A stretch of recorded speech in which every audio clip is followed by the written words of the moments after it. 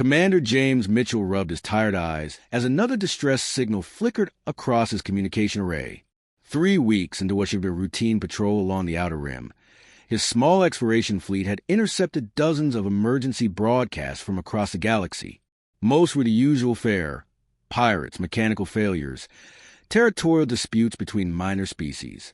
But this one was different. The holographic display shimmered to life, revealing beings unlike anything in the human database. They looked like living sculptures made of translucent crystal, their bodies catching and refracting light in mesmerizing patterns. Even through the static field transmission, Mitchell could see they were beautiful and dying. "Captain, the translation matrix is having trouble with their language," reported Lieutenant Kevin Hayes from the communication station. "But the emotion is coming through loud and clear. They're terrified." The Kithera, as they called themselves, had once been masters of a dozen star systems. Their ships were works of art, flowing crystal formations that grew rather than being built, powered by harmonic frequencies that resonated through space itself. But their expansion had triggered something ancient and terrible. Deep beneath their homeworld's crust, automated defense systems had awakened after millions of years of slumber. These machines, called architects by those unlucky enough to encounter them, were relics of civilizations so old that even the eldest galactic species had no record of their creators. The architects had one purpose: to eliminate any species that grew beyond certain predetermined boundaries. Mitchell watched in horror as the recorded footage showed Kithera cities being systematically dismantled by geometric constructs the size of skyscrapers. The crystal beings' weapons, designed for harmony and creation, were useless against machines programmed for perfect destruction. Their homeworld's beautiful singing towers fell silent one by one. "Sir, we're picking up multiple refugee convoys," Hayes reported. "Looks like about 50 ships total, carrying maybe 1 million survivors. That's all that's left of their entire civilization." The next part of transmission made Mitchell's blood run cold. The Kithera had done what any desperate species would do. They petitioned every major galactic power for sanctuary. The responses were all the same. The Valerian Republic, who prided themselves on genetic superiority, declared the silicon-based Kithera incompatible with their pure biological systems. The Stellar Confederacy, a military alliance of warrior races, dismissed them as weaklings who couldn't even defend their own homeworld. Most crushing of all was the Unity Collective's response. These beings claimed to be the galaxy's moral authority, preaching peace and cooperation between species. Their official statement was coldly bureaucratic. Current resource allocation projections could not accommodate an influx of refugees. One by one, every space lane closed to the fleeing Kithera. Every port denied them landing rights. Every supposedly civilized species turned their backs on a dying people. Mitchell studied the tactical display, showing the refugees' current position. The architect hunters were gaining ground, their geometric ships moving with mechanical precision through space. The beautiful Kithera vessels, damaged and running low on power, couldn't outrun them much longer. "Captain, we're receiving a direct transmission," Hayes announced. "It's coming from the lead refugee ship." The hologram resolved into the image of an elderly Kithera, her crystal form dim with exhaustion. When she spoke, her voice carried musical tones that somehow conveyed more desperation than any human scream. "Unknown vessels, we are the last children of Kithera Prime. We have asked for help from all who would listen, but none will hear our song. If you have compassion in your hearts, please remember us kindly. We do not wish to burden you with our fate." The transmission cut off, leaving Mitchell's bridge in stunned silence.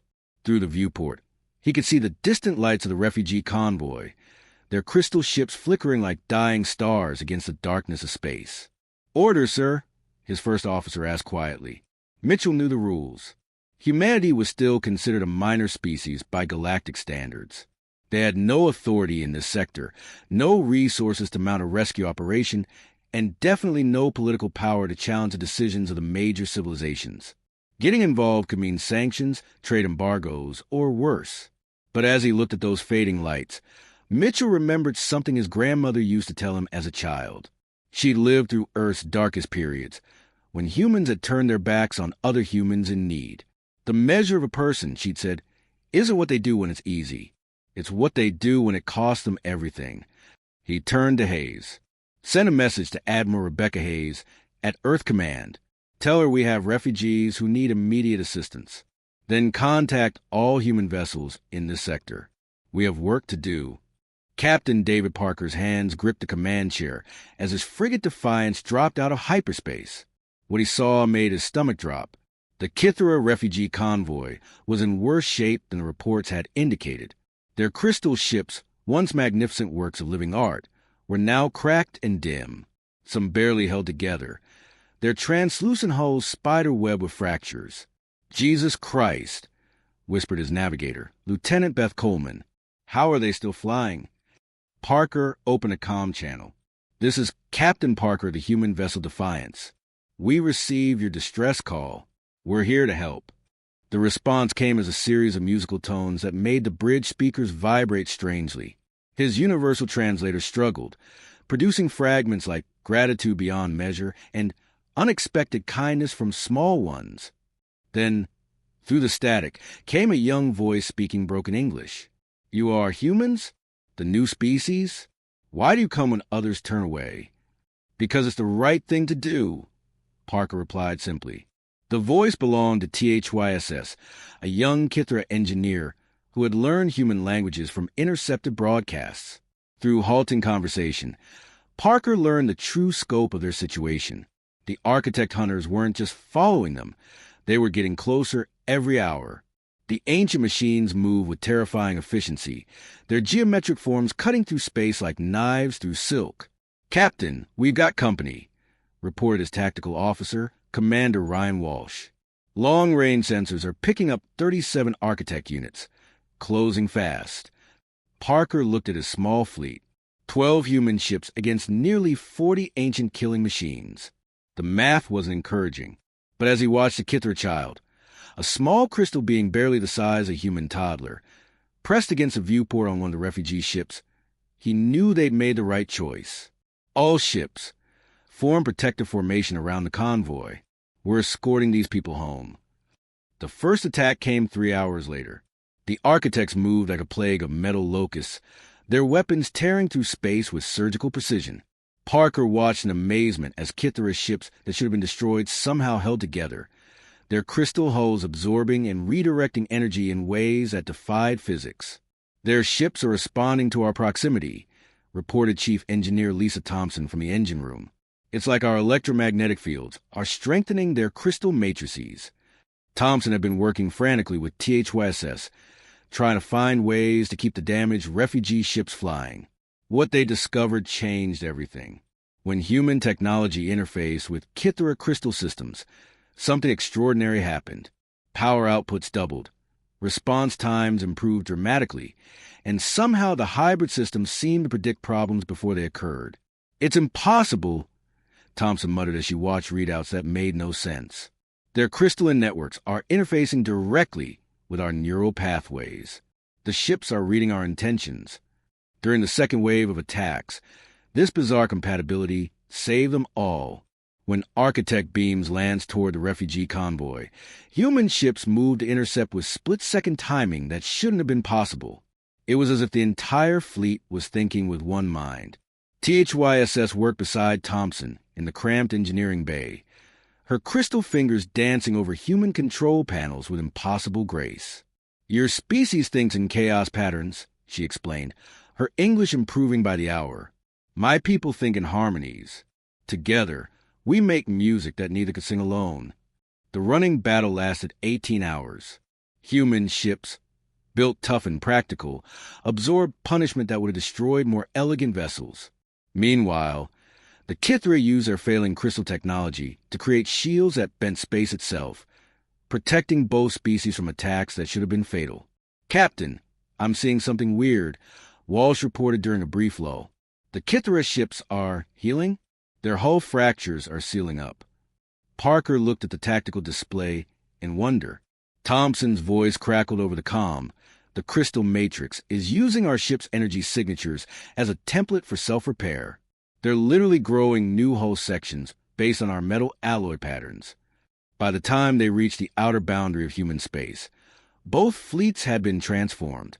Human ships bristled with crystal growths that enhanced their weapons and shields.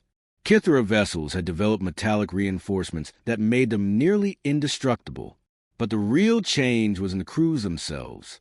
Human engineers were learning to think in harmonic patterns, while Kithra technicians developed what could only be called intuition. When problems arose, solutions came not from either species alone, but from something new they were creating together. As Earth's orbital stations came into view, Parker realized they weren't just bringing home refugees.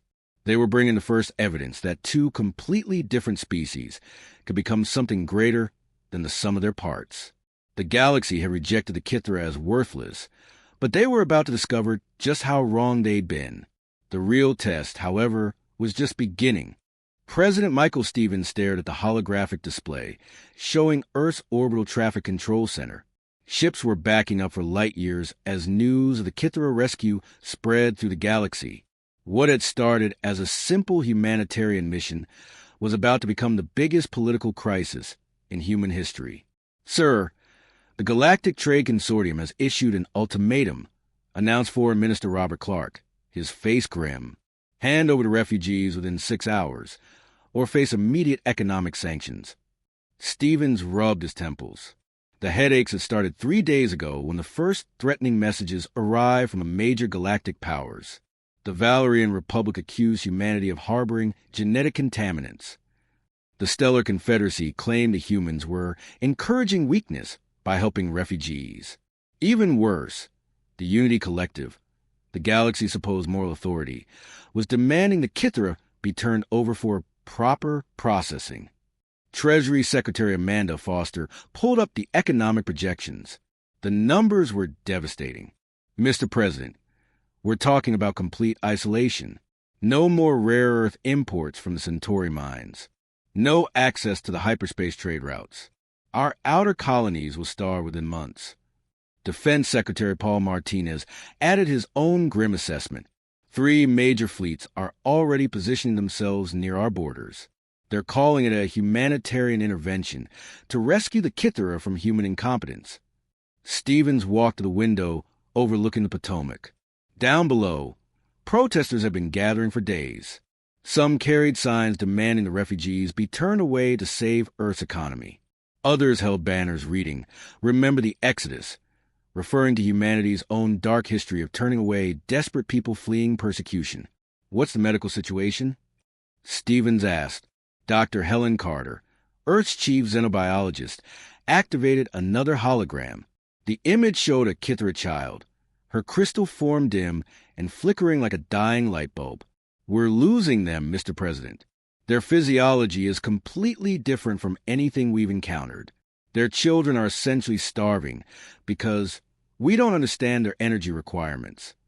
The room fell silent as everyone watched the small crystal being struggle for life. Her musical voice, weak but still somehow beautiful, filled the chamber with sounds that conveyed suffering more clearly than any human cry. However, Dr. Carter continued, something remarkable is happening with the humans who work closely with them. Engineer Lisa Thompson has developed what can only be called a symbiotic relationship with her Kithra partners. Her neural patterns are adapting to their harmonic frequencies. Are you saying she's being infected? Martinez asked sharply. No, enhanced. Her reflexes are improving. Her problem-solving abilities have increased dramatically, and she's developing an intuitive understanding of technology that shouldn't be possible. It's as if the two species are naturally compatible in ways we're only beginning to understand. Stevens studied the reports from the refugee ships. Human crews were reporting increased efficiency, faster response times, and equipment performance that exceeded all specifications. Meanwhile, the Kithra were displaying individual creativity for the first time in their species' history, a trait they'd gained from working alongside humans. A chime indicated an incoming priority transmission. Admiral Rebecca Hayes appeared on the main screen, speaking from the command ship, escorting the refugee convoy. Mr. President, I need to show you something. The image switched to external cameras, showing the combined human Kithra fleet. Stevens blinked in surprise. The ships looked nothing like they had a week ago. Human vessels sprouted crystal growths that pulsed with inner light. Kithra's ships had developed metallic reinforcements that made them look almost predatory. Sir, these aren't the same vessels that left Earth's shipyards, Hayes continued. There's something new, something the galaxy has never seen before. Our weapons are 3 times more powerful. Our shields can deflect attacks that would have vaporized us before, and our response coordination is perfect. Clark leaned forward. Admiral, are you suggesting that helping the Kithra has actually made us stronger? I'm not suggesting it, Minister. I'm stating it as fact. The crew of the Defiance just reprogrammed an Architect Hunter, something the major galactic powers have been trying to do for centuries. They did it in 20 minutes using hybrid technology. Stevens felt a chill run down his spine. The Architects were the bogeymen of the galaxy, ancient killing machines that even the most advanced civilizations feared. If humans could control them... Sir, Foss interrupted. We're getting reports from our embassies. 3 minor species have quietly approached us about direct trade agreements. They're offering to bypass the major powers entirely. The president looked around the room at his advisors. These were good people who had dedicated their lives to protecting humanity. They were terrified of making the wrong choice, of leading their species into isolation and potential destruction. But through the window, Stevens could see the refugee ships in orbit, their crystal forms beautiful even in their damaged state. Inside those ships were 1 million beings whose only crime was growing too successful, too quickly. The Kithra made one mistake, he said finally. They trusted that the galaxy civilizations would live up to their own moral standards. Are we going to make that same mistake? Or are we going to show them what humanity really stands for? The vote was close, but when it came, it was decisive. The first morning on New Haven Colony, Dr. Helen Carter stepped out of her prefabricated habitat and stopped dead in her tracks. Where yesterday there had been empty plains stretching to horizon, now crystalline spires rose from the ground like frozen music. The Kithra had worked through the night, growing their new homes with the same natural ease that humans might plant a garden. But these weren't the delicate crystal structures she'd seen in their historical records. These buildings had a solid, practical look that reminded her of human architecture. Metal frameworks supported the crystal walls, and she could see what looked like conventional power conduits running alongside the glowing veins of Kithra energy systems. It's like they're learning from us while we sleep, she muttered, pulling out her scanner. The readings made no sense. The crystal structures showed human electromagnetic signatures mixed with the harmonic frequencies native to Kithra technology. It was as if the 2 completely different technologies were talking to each other and finding common ground. Engineer Lisa Thompson jogged up, her work clothes covered in crystal dust that sparkled in the morning light. Helen, you need to see what happened in the workshop last night. THYSS and I were trying to fix a broken power coupling, and the thing started repairing itself. Carter followed Thompson to the engineering bay, where human tools lay scattered among Kithra crystal formations. The workspace looked like organized chaos, but somehow it felt right. Show me what you mean. Thompson picked up a damaged circuit board. Watch this. She placed it against a small crystal growth on the workbench. The board began to glow, and Carter watched in amazement as microscopic crystal filaments grew into the damaged circuits, not replacing them but reinforcing and enhancing them. The crystal learns a pattern of our technology, Thompson explained, her excitement obvious. But instead of just copying it, it improves on the design. This circuit board now operates at twice its original efficiency. Dr. Mark Williams, the colony's medical officer, burst into the workshop holding a tablet filled with test results. Helen, you're not going to believe the medical scans from our people working directly with Kithra Crystal Tech. Carter studied the data. Human colonists who spent time in close proximity to Kithra technology were showing remarkable changes. Enhanced reflexes, improved healing rates, and most surprisingly, some were developing the ability to interface directly with both human and Kithra systems without any external equipment. It's not just the technology that's evolving, Williams continued. The people are changing too, but not in a way that makes them less human. It's like they're becoming more than they were before. Security Chief Paul Martinez approached the group, his expression mixing concern with wonder. We need to talk about the defense grid. The automated systems we set up last week are now operating beyond their program parameters. They followed Martinez to the colony's command center, where holographic displays showed the defensive perimeter around New Haven. What had been a simple early warning system was now something far more sophisticated. The Kithra harmonics have integrated with our sensor networks, Martinez explained. We're not just detecting incoming threats, we're predicting them. Yesterday, the system activated defensive protocols 30 seconds before a meteor shower that our best computers said wouldn't arrive for another hour. THYSS entered the command center. Her crystal form now shot through with metallic veins that pulsed with electrical current. When she spoke, her English was perfect, but her voice carried harmonies that made the human equipment respond more efficiently. "The joining brings clarity," she said, her large crystalline eyes reflecting the status displays. "Your species thinks in probabilities and chaos mathematics. Mine thinks in harmonic resonances and inevitable outcomes. Together, we see patterns that neither could perceive alone." Carter ran another scan, this time on THYSS herself. The young Kithra's energy signature showed human neural patterns woven through her crystalline matrix. "You're changing too, aren't you?" THYSS nodded, a gesture she'd learned from humans. "My people have always thought as one voice, one harmony. But working with humans, I discovered something we never had: individual songs within the greater music. Thompson calls it creativity. Before, if a problem had no known solution, we would simply accept failure. Now, I find myself imagining new possibilities." Over the following weeks, reports flowed back to Earth that defied explanation. Hybrid crops that grew in soil that should have been barren. Manufacturing facilities that operated themselves with impossible efficiency. Most remarkably, children born on New Haven were developing abilities that belonged to both species. President Stevens reviewed the reports with growing amazement. The galactic sanctions that should have crippled humanity were becoming irrelevant. Why import rare minerals when hybrid technology could transmute common elements? Why rely on galactic trade routes when local production exceeded all previous capabilities? But the real shock came when three minor species, the Deltan Collective, the Rigel Commonwealth, and the Free Worlds of Proxima, quietly approached human ambassadors with an unexpected proposal. They wanted to establish their own joint colonies, hoping to achieve the same symbiotic evolution they'd witnessed on New Haven. The galaxy's major powers had expected humanity to collapse under isolation. Instead, they were watching the birth of something entirely new, something that made their ancient hierarchies look suddenly obsolete.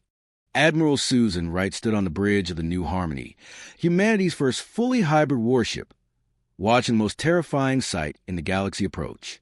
Over 1,000 architect units moved through space like a geometric plague, their ancient forms cutting through the darkness with mechanical precision that had spelled doom for countless civilizations. "Admiral, long-range sensors confirm it," reported her tactical officer, Commander Thomas Blake. 1,037 architect hunters. They've been tracking the Kithra energy signatures for 2 years, and now they've found us. Wright nodded grimly. The final test had arrived.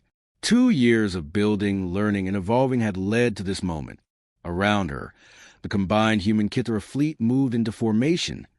60 ships that looked like nothing the galaxy had ever seen.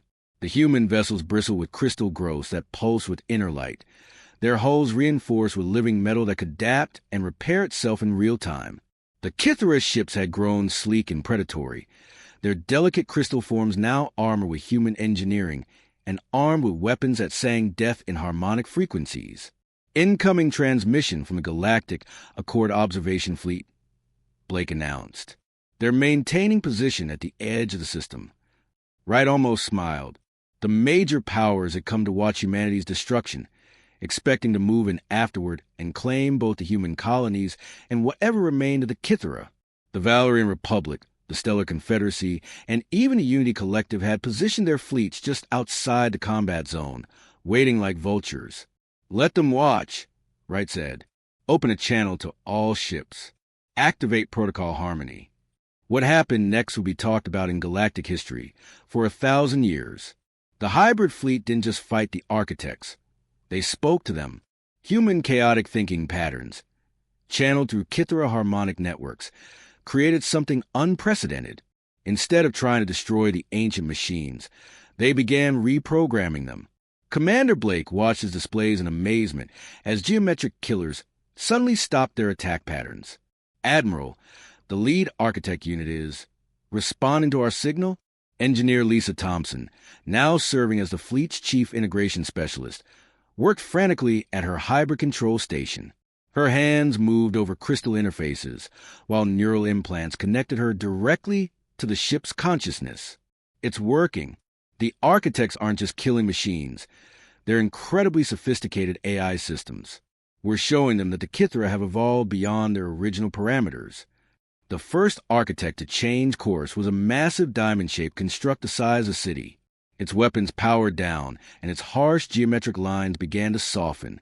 New crystal formations grew from its hull, while its internal systems rewrote themselves according to patterns they were learning from a human-Kithra hybrid network.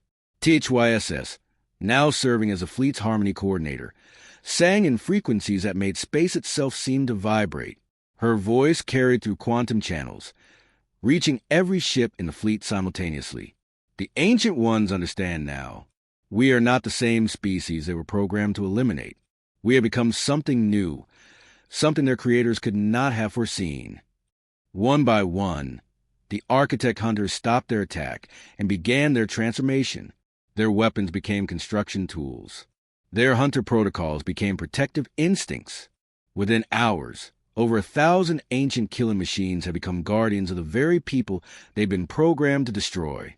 The galactic observation fleets watched in stunned silence as geometric death machines began growing crystal gardens in the vacuum of space, their new hybrid programming expressing creativity that had been dormant for millions of years. Admiral Wright received the first panic transmission from the Valerian Republic flagship. This is Admiral Kethvar of the Republic Navy. How did you accomplish what our greatest scientists deemed impossible? We stopped seeing them as enemies and started seeing them as lost children. Wright replied simply, maybe that's something your pure civilization never learned to do. The political earthquake that followed shook the galaxy to its foundations. Within days, the Unity Collective faced rebellions from half their member species. The Stellar Confederacy discovered that their warrior culture looked cowardly compared to humans who had risked everything to protect strangers. 3 dozen minor species began requesting direct diplomatic relations with humanity, bypassing the traditional galactic hierarchy entirely. President Stevens addressed the Reformed Galactic Council from New Haven's Crystal Spires, with THYSS standing beside him as humanity's first non-human advisor. 2 years ago, you told us that helping the Kithra would destroy us. You were right, in a way. It destroyed what we were and made us into something better. The Deltan ambassador, one of the first to break ranks with the major powers, asked the question everyone was thinking. What happens now?